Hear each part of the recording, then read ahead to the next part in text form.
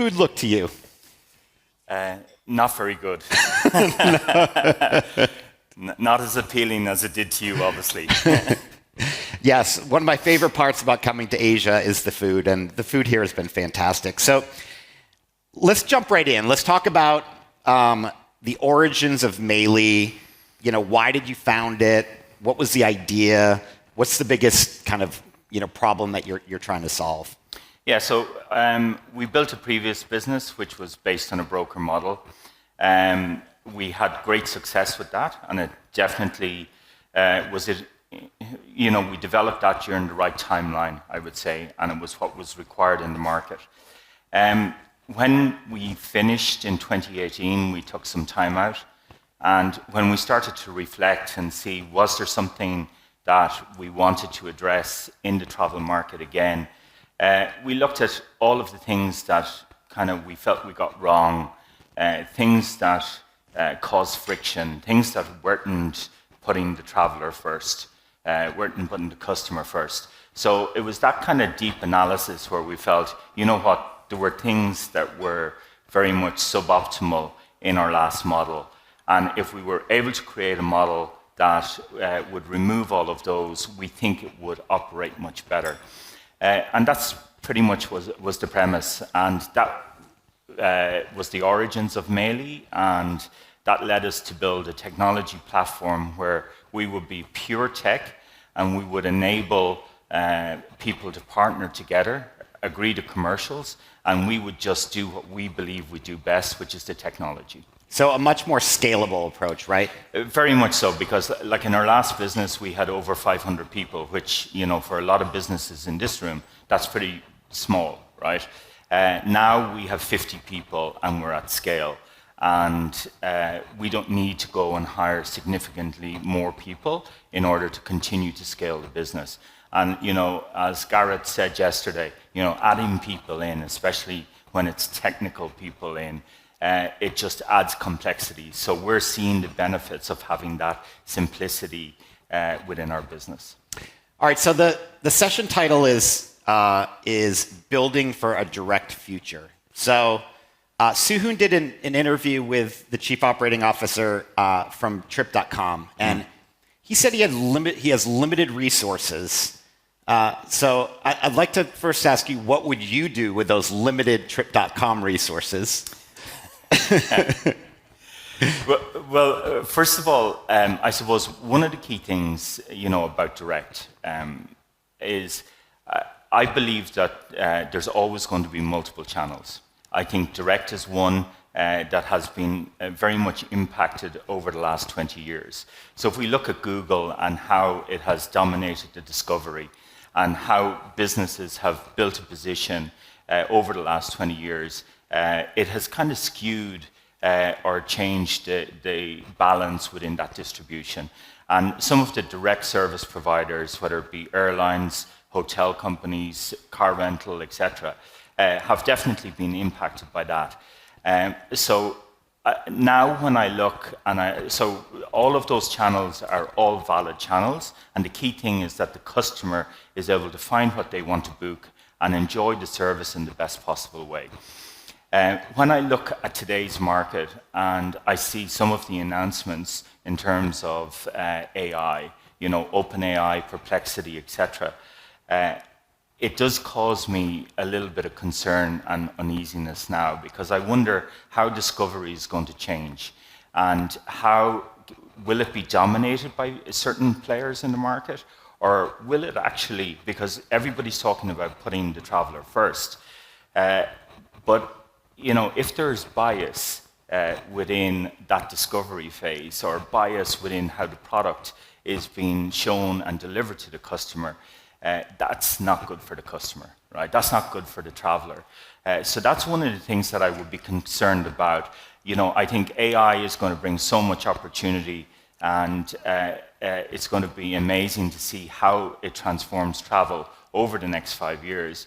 But we also need to make sure and safeguard that it doesn't have a negative impact on the traveler as well. Jerry, can you bring up the Phocuswright research slide? So, interesting point about distribution here. So Phocuswright data shows that the split between direct and indirect across all segments in 2025, we're forecasting it to be 62% direct, 38% indirect. And obviously that varies across different markets depending upon fragmentation. But we anticipate if you look at the 2024 version versus the 2027 version, it's changing very little. And so that's our predictions that we're not going to see a whole lot of shift. Yeah. So are we under predicting one way or another, or do you think it's, the mix is going to stay relatively the same over the next 3 years? I actually think it's very hard to tell for the simple reason that we don't know. The rate of change is so fast at the moment, and AI is having such an impact, but it's only now that the discovery is going to start changing. And there hasn't been a massive shift of customers or travelers doing their research through AI. But as that discovery starts shifting, how will that impact the distribution? And will the direct have the same representation there as they have today through Google and through their own websites? Or will it be dominated by other players? So we just don't know is the key factor for, so I can't predict that. Do travelers even care? One of the things that I see very much now, in our previous business, revenue management was huge, right? We were taking in product from multiple suppliers. We had 500 car rental companies globally that we dealt with. We were pricing a lot of the product, so we were revenue managing that. And over the last day or two, we've heard a lot of people talk about the traveler and looking after the traveler, and that real personalization can now occur. I agree that real personalization can occur, but can it occur when you're trying to still revenue manage the product? And how does that bias what you're displaying to the customer, how you're displaying it, and how you're taking their information and really matching it up with the product that you have? And I would say that it can't. We heard yesterday Lisa referred to it about dynamic pricing.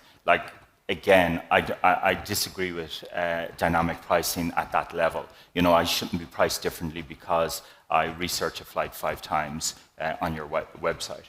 So I think the pricing bias there, or the revenue management impact on personalization, is something that we have to get right, because there is a true opportunity now to really allow the customer open up and tell us exactly what they want to book based on the information that they can relay during that process.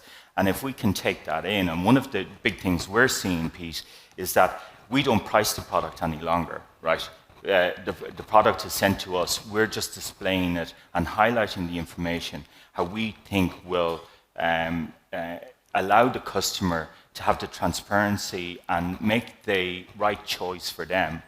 And guess what?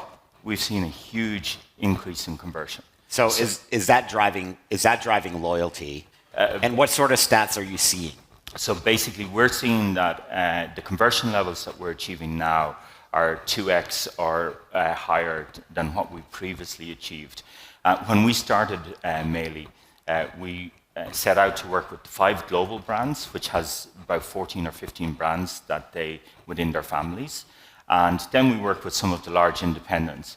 So we had that footprint against 500 suppliers previously.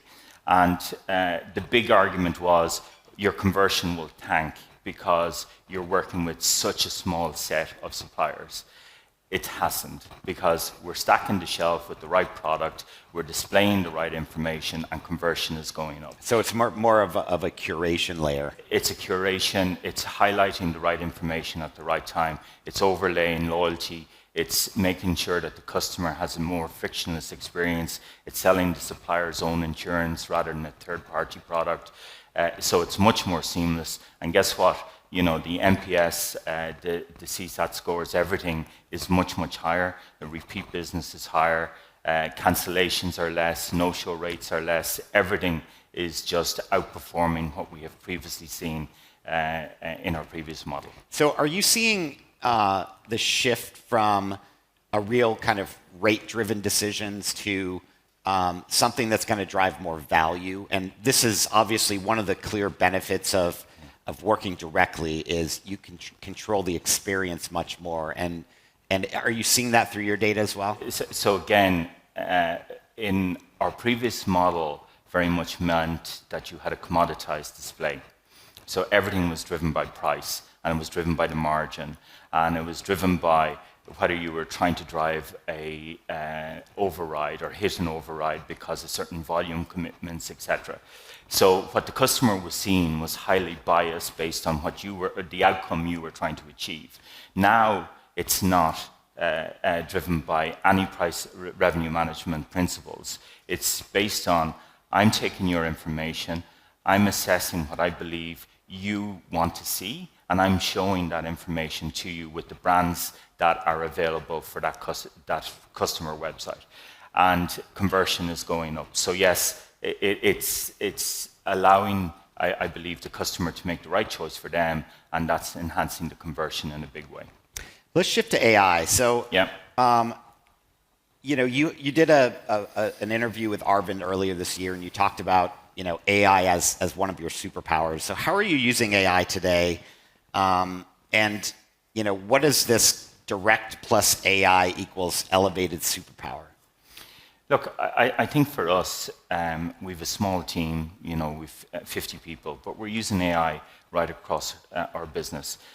So our technical people are using it in a significant way. And what we've found is, and because we've been in the industry 20 years, we're hiring people from our network who know the industry, who have strong domain knowledge and expertise, because travel industry is very complex. So if you hire in people who understand it, and then you marry that with the different AI tools that are available, their output is multiplied by a significant amount. Whereas if you're unable to hire that level of expertise, I think Garrett said it yesterday, shit in, shit out, right?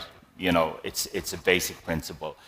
So we're just benefiting hugely, but we're using AI right across our business. So instead of having, multiple legal people, multiple people in marketing, etc., we're using AI in all of those functions as well to be far more efficient. Two more questions on AI. So, as we know, the average traveler travels 2 to 3 times a year. So it's a very infrequent purchase. So how do you think about using AI to deliver personalized results, even though, this has been the age-old problem with personalization. I think we first reported on, personalization in 2010, and, we haven't really reached that point. Are we at a better place now where even though the traveler is only traveling 2 to 3 times a year, we're still able to deliver them more personalized results? I think we're going to allow the customer to communicate more clearly with us and ask questions. So, we're seeing some of the free text or even voice chat that we're making available to customers now. They can tell us exactly what they want, what they don't want. So therefore, our ability to curate the content and deliver it to them and highlight the right information to them is much easier. So I think the ability is there. What I would highlight in other channels is the pricing. When the revenue management comes into it, how is that going to conflict with what the customer is telling you they're looking for, and what the decision, how you're going to use that information to actually display the right product to them? How are you thinking about balancing AI with kind of that human touch? So that's something that we've talked a lot about over the last couple of days, is where is that balance between AI and human? Well, like the key thing for us is making sure that the customer can tell us what they're looking for, that we can highlight the right information. I think, the human touch really comes down to the service provider. And that's where we have to make sure that the frictionless experience is there.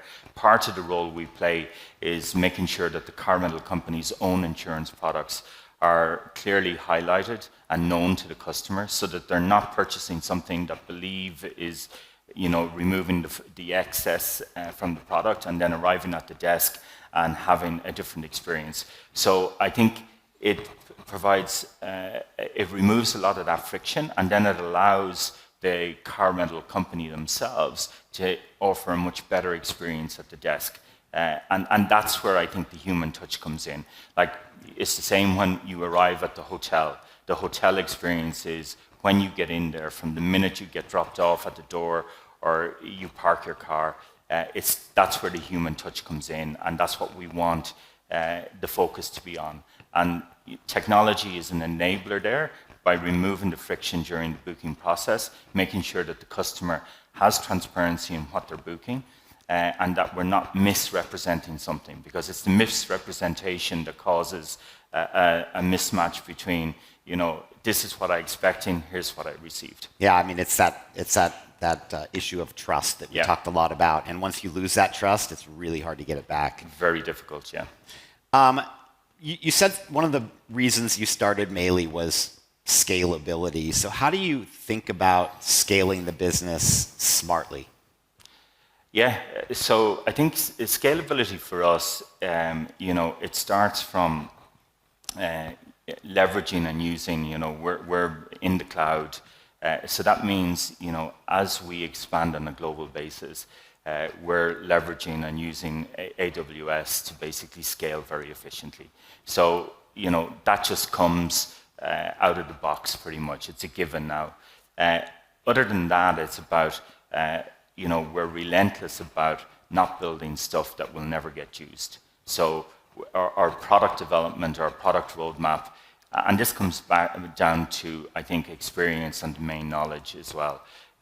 We build what we need, and we never allow stuff to be built where it's going to apply to a small percentage. I think it was Agoda yesterday said, it must satisfy 80% of your customer base. Well, for us, it's the same. And our customers are airlines and other travel companies and the car rental companies as well. So it has to satisfy the mass majority of customers. It can't be just something that is a nice little feature or something that is 2%.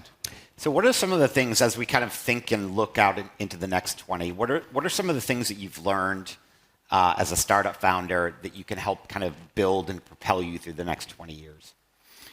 Yeah, I think, one of the things is, use your knowledge and your expertise. You have to go fast, but you don't have to go so fast that you just make mistakes and do things that are actually going to cause you to slow down in the future. So, for example, hiring for us is really important. Like, we have a small team, 50 people. So every hire is really important because the impact that they can have within the business.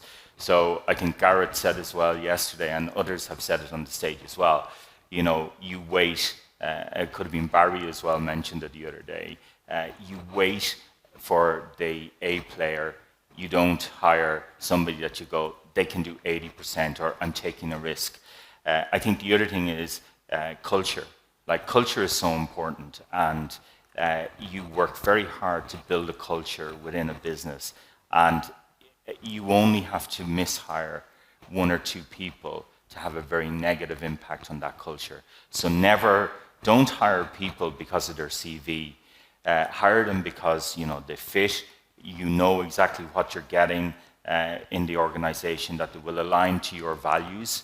And values are huge. Like, if people don't align with your values, you're just allowing a problem into your house straight away, and it will again cause a lot of damage. So it's basic things, but I think you get that through 20, 30 years experience.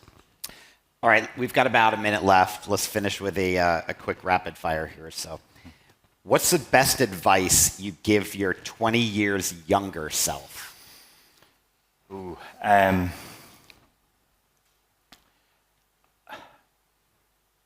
I would say when you think you need to be running really, really fast, slow down. Slow down. Yeah. What's one travel tech we'll laugh about in 20 years? One travel tech. From today. From today. Well,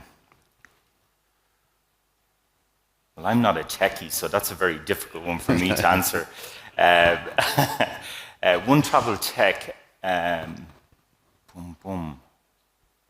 All right, I've got I think we'll laugh about personalization because I think people's conception of personalization is going to change significantly over the next 20.